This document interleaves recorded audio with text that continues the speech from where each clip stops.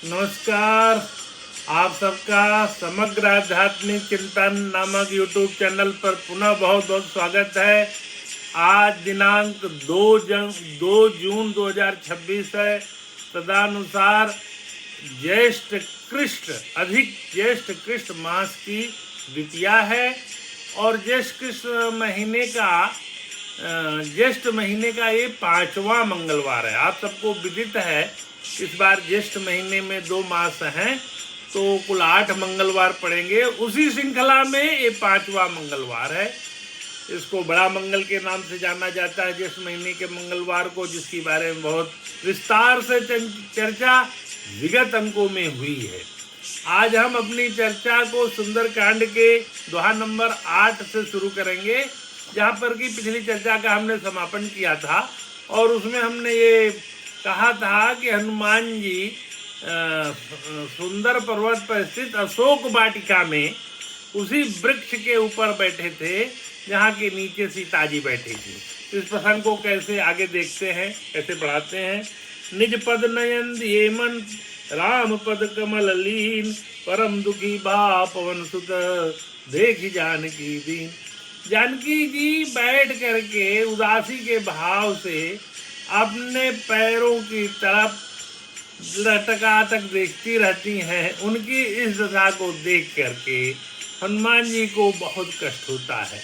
तरुपल्लव मोहरहा लुकाई, करे विचार करो का भाव भाई, तही अवसर रावण तह आवा, संग नारी बहु किए बनावा। वह अशोक वाटिका के उस अशोक वृक्ष के पत्तों के बीच में छिप के बैठ गए थे और ये विचार कर रहे थे कि मैं अब क्या करूं। उसी अवसर पर रावण अपनी तमाम नारियों की एक सेना बनाए हुए था। वो बहुत तरह से अपना श्रृंगार किए हुए थीं। वो नारियां रावण के साथ आईं और आगे के चर्चा में उसने यही किया कि उसने सीता जी को बहुत प्रकार से समझाया, साम दाम भय और भेद दिखाया। रावण ने कहा कि हे सुमुखी सयानी, हमारे पास मंदोदरी इत्यादि अनेक रानियां हैं, मैं तुम्हारी दासी बना दूंगा उनको, यह मेरा प्रण है। तुम एक बार मेरी ओर देखो तो सही। अपने परम स्नेही कुशलाधीश श्री राम जी का स्मरण करके जानकी जी तिनके की आड़ का पर्दा करके कहने लगी। यह विस्तार से बताना समीचीन है कि सीता जी अशोक वाटिका में जब रावण से बात करती थी तो एक तृण को माध्यम बना के बात करती थी। यहाँ यह कहना भी थोड़ा जायज ही है कि तृण को सीता जी अपना भाई मानती थी, क्योंकि सीता जी पृथ्वी से जन्मी थी और तृण भी पृथ्वी से ही उत्पन्न होता है। तो उस घास के तिनके को माध्यम बना करके ही वह रावण से बात करती थी। उसके बाद उन्होंने रावण को कहा कि हे दशमुख सुन, जुगनू के प्रकाश से कभी कबलनी खिल सकती है। जानकी जी फिर कहते हैं, तू अपने लिए भी ऐसा ही मन में समझ ले रे दुष्ट, तुझे श्री रघुवीर के बाण की खबर नहीं है। फिर अंत में इस दोहा के 9वें दोहा के पहले कहते हैं, सट सुने हरि आ नहीं मोही, अधम निर्लज्ज लाज नहीं तो ही। हे अधम और निर्लज्ज हो, तुम्हें लज्जा नहीं है कि तुमने बलपूर्वक मेरा हरण करके तो यहाँ पे लाया है। आप ही सुनिखट ज्योतसम राम ही भानु समान, परुष बचन सुनि काढ़ियसी, बोला अति खिसियान। अपने को खद्यो जुगनू के समान और भगवान श्री राम को सूर्य के समान कहा हुआ जान करके रावण बड़ा ही तिलमिला गया और उसने बड़े गुस्से में आकर के यह बोला, सीता मैं तय मम कृत अपमाना, कटियों तव सिर कठिन कृपाना, नहीं तो सपति मानुमम बानी, तुमसे हो न जीवन जानी। सीता तुमने मेरा बड़ा अपमान किया है, मैं तेरा सिर इस कठोर कृपाण से काट डालूंगा, नहीं तो जल्दी मेरी बात ले हे सुमुख, नहीं तो जीवन से हाथ धोना पड़ेगा।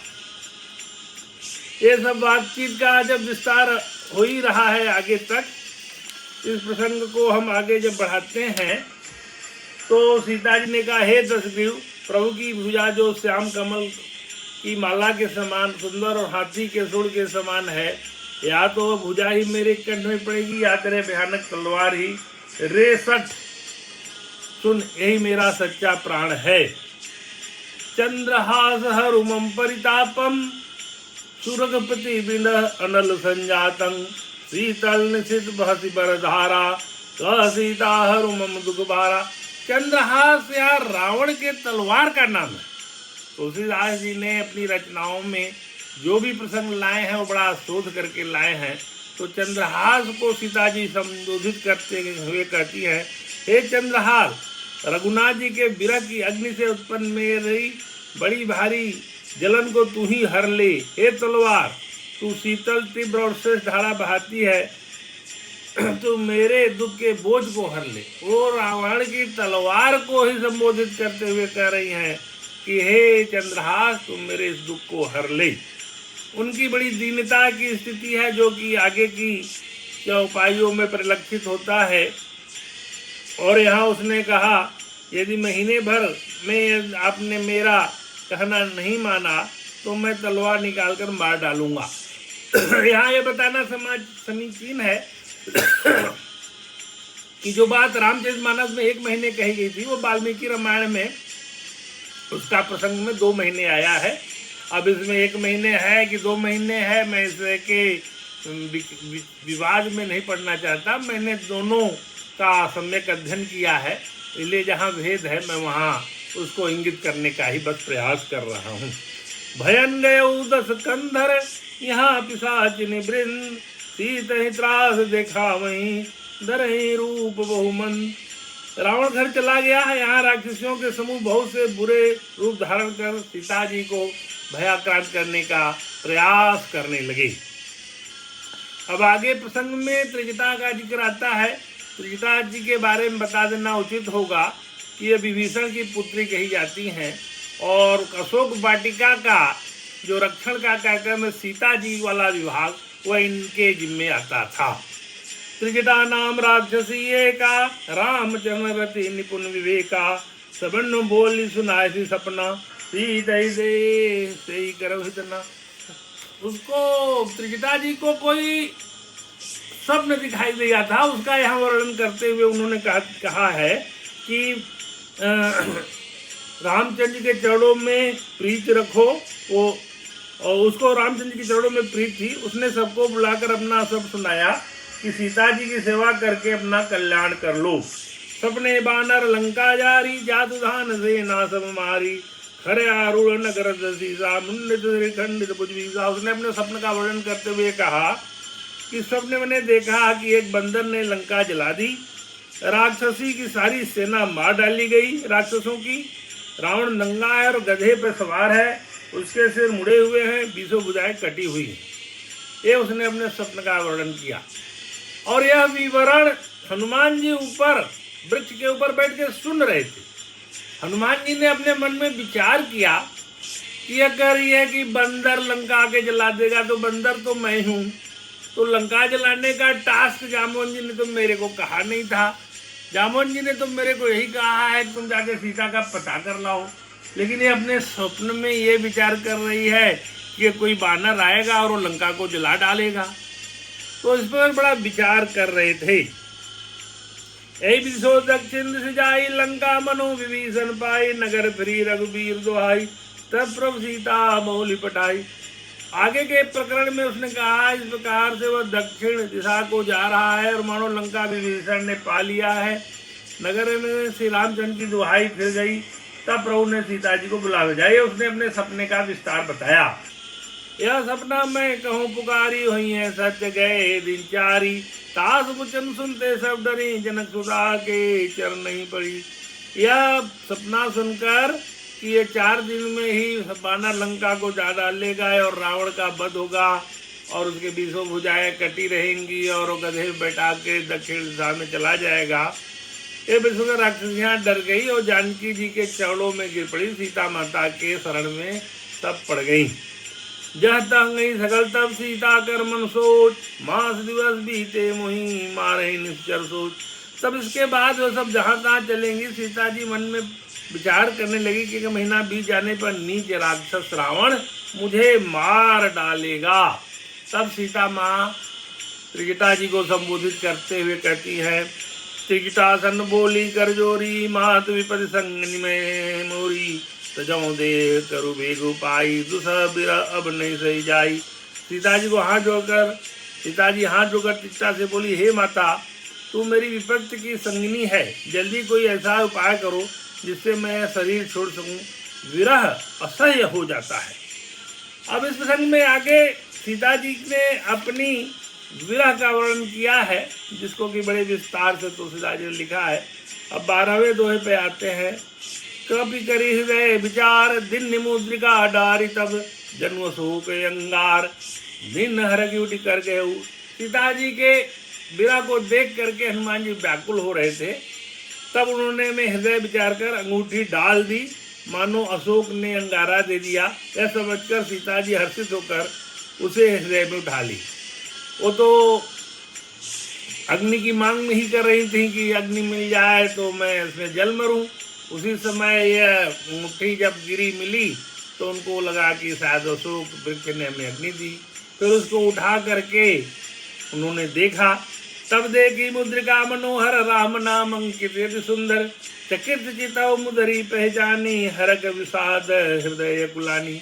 वो राम नाम अंकित अंगूठी थी, जिसे देखकर उन्होंने पहचान लिया था।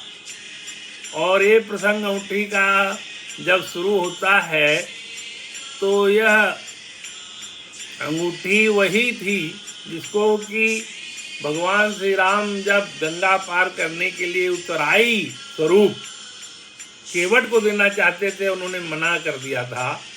वही सीता जी की द्वारा दुई अंगूठी भगवान के पास पड़ी थी, वही उन्होंने पहचान के रूप में हनुमान जी को सौंपा था कि जाओ इस चिन्ह के द्वारा सीता को आभास दिलाना कि मेरे दूत हो। जीत को सकै जय रघुराई, माया ते असी रच नहीं जाई, सीता मन विचार कर नाना, मधुर वचन बोले हनुमाना। माता सीता मन विचार करती हैं कि ये माया की बात है या क्या है, क्योंकि उसके पहले उनके में चकित चित्ता मुदरी पहचानी, हर्ष विषाद हृदय कुलानी। उनको हर्ष भी हुआ कि भगवान राम की मुद्रिका आई है, विषाद भी हुआ कि उनकी मुद्रिका आई है तो किसी ने उनको मार दिया है या क्या किया, ये कैसे मुद्रिका ये उसको मिली हुई है। तो दोनों विचार उनके मन में एक साथ पहुंचते हो गए।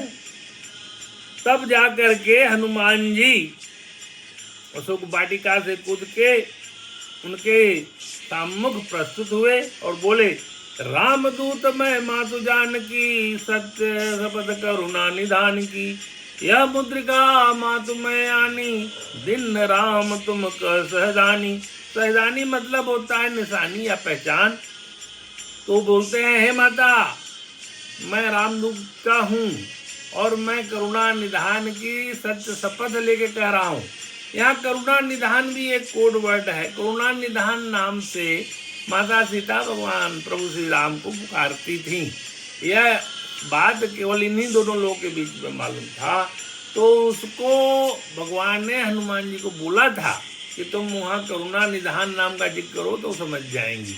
तो उन्होंने कहा, माता जी, मैं राम भगवान का दूत हूँ और करुणा निधान की सत्य शपथ लेके कहता हूँ कि यह मुद्रिका मैं ले आया हूँ और जो उन्होंने पहचान के रूप में मेरे को दिया था आपको बताने के लिए। नर बानर ही संग कहूँ कैसे, कही कथा भई संगति जैसे। सीता जी ने पूछा कि नर और बानर का संग कहो कैसे हुआ। तब हनुमान जी ने जैसे हुआ और सब कथा विस्तार से बताया। कपिये वचन सब प्रेम सुनि उपजा मन विश्वास, जाना मन क्रम वचन यह कृपा सिंधु कर दास। हनुमान जी के प्रेम युक्त वचन सुनकर सीता जी के मन में विश्वास उत्पन्न हो गया। उन्होंने जान लिया कि यह मन वचन और कर्म से कृपा सागर श्री रघुनाथ जी का दास है। आगे के तमाम चौपाइयों और दोहों में माता सीता जी और हनुमान जी का सब वर्णन है और उन्होंने सारे विस्तार से बातें जब बता दी। रघुपति कर संदेश अब सुनु जननी धरि धीर, अस कही कपि गद गद भयऊ भरे विलोचन नीर। हे माता, सब धीरज धरकर श्री रघुनाथ जी का संदेश सुनिए। ऐसा कहकर हनुमान जी ने प्रेम से गदगद हो गए। उनके नेत्रों में प्रेमाश्रु जल भराया। हनुमान जी आगे उनका भगवान का सब संदेश बताते हैं और हनुमान जी लास्ट में ये कहते हैं, हे माता, हृदय में धैर्य धारण करो, सेवकों को सुख देने वाले श्री राम जी का स्मरण करो, श्री रघुनाथ जी की प्रभुता को हृदय में लाओ और मेरे वचन सुनकर कायरता छोड़ दो। उरानहु रघुपति प्रभुताई सुन वचन तजहु कदराई। कदराई मतलब यहाँ कायरता से है। निश्चर नितंग पतंग सम रघुपति बाण कृषान जन्नी हृदय धीरु जरे निशाचर जान। राक्षसों के समूह पतंगों के समान और श्री राम जी के बाण, श्री रघुनाथ जी के बाण अग्नि के समान है। हे माता, हृदय में धैर्य धारण करो और राक्षसों को जल्द ही जला समझो। फिर आगे की जब चर्चा आती है तो उसमें सीता जी को संदेह होता है कि क्या आप इतने सक्षम हैं। मोरे हृदय परम संदेहा सुनि कभी प्रकट किन्न निज देहा। कनक भूधराकार समीर शरीरा समर भयंकर अति बलवीरा। मेरे मन में भारी संदेह होता है कि तुम जैसे बंदर राक्षसों को कैसे जीतेंगे। यह सुनकर हनुमान जी ने अपना शरीर प्रकट किया। सोने के सुमेरु के आकार का अत्यंत विशाल शरीर था, जो युद्ध में शत्रुओं के हृदय में भय उत्पन्न करने वाला अत्यंत बलवान और वीर था। सीता मन भरोस तब भयऊ सुन सीता मन भरोस तब भयऊ पुनि लघु रूप पवन सुदलयऊ। उनके विशाल शरीर को देखकर सीता जी को भरोसा हुआ। फिर हनुमान जी ने अपना शरीर छोटा कर लिया है। सुन माता शाखा मृग नहीं बल बुद्धि विशाल प्रभु प्रताप ते गरुड़ही खाई परम लघु ब्याल। हे माता, सभी बानरों के बहुत बल बुद्धि नहीं होती, परंतु प्रभु के प्रताप से बहुत छोटा सर भी गरुड़ को खा सकता है। अत्यंत निर्बल भी महान बलवान को मार सकता है।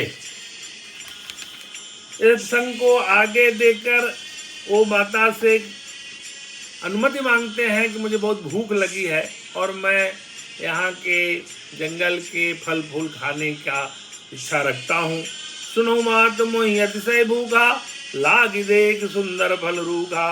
सुन सुख करें विपिन रखवारी परम सुबट रजनी चर भारी। हे माता, सुनो, सुंदर फल के वृक्षों को देखकर मुझे बड़ी भूख लग रही है। सीता जी ने कहा, हे बेटा सुनो, मुझे बड़े भारी योद्धा राक्षस इस वन की रखवाली करते हैं।